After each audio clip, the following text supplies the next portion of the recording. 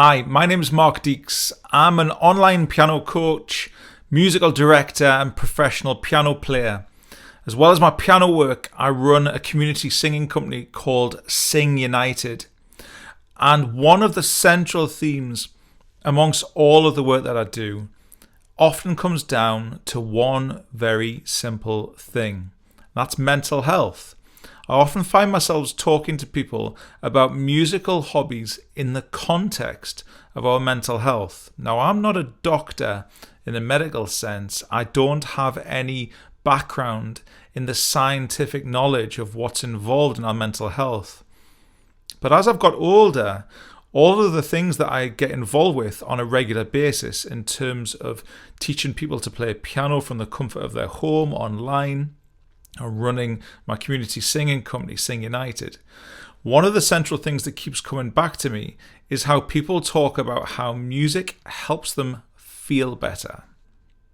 And at the end of the day, my basic understanding of our mental health, feeling better about what's going on, is obviously a really important component. See, one of the reasons I think people sometimes don't want to take on a new hobby is they're worried that they're going to fail. And how many parts of our lives can we compare that kind of emotion to? Not wanting to take the first step, not wanting to try something new because we're afraid of failure, because we're adults. And we think about things in terms of what we know is possible. So what I mean by that is, there's an episode of the TV show Friends where Ross, who's the geeky one, for those of you who don't know, wants to show his son how to play basketball. And he's worried that he's going to be rubbish because he's always rubbish at the sport and stuff. And so he goes out and practices and practices and practices because he wants to be able to show his son how great he is at basketball. But he's still rubbish.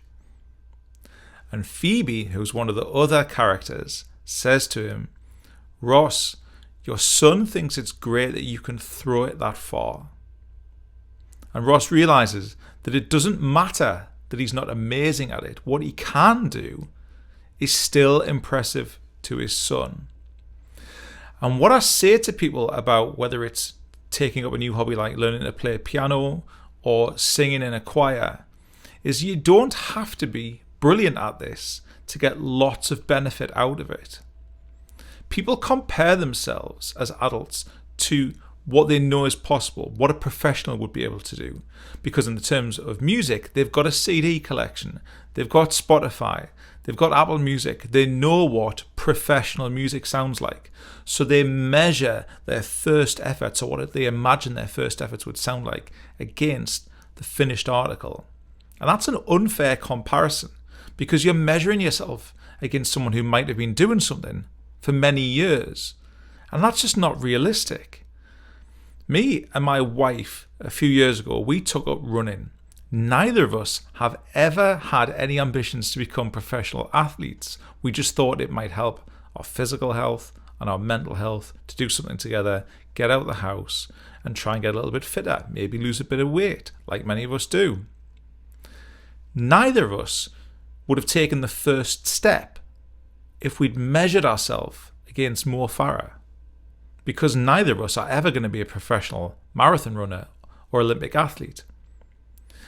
And if we'd allowed that thought to stop ourselves doing that, we would never have started, and we would have missed out on all of the physical and mental health benefits that taking that first step and then becoming a regular runner has brought us over the last few years.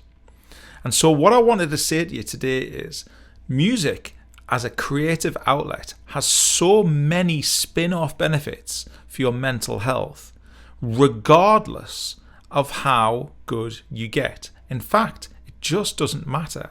If you are able to, taking it back to Ross's son and Friends, about have this childlike sense of being impressed by taking these little steps in terms of the piano, thinking, oh, I can play a couple of notes, that's really cool.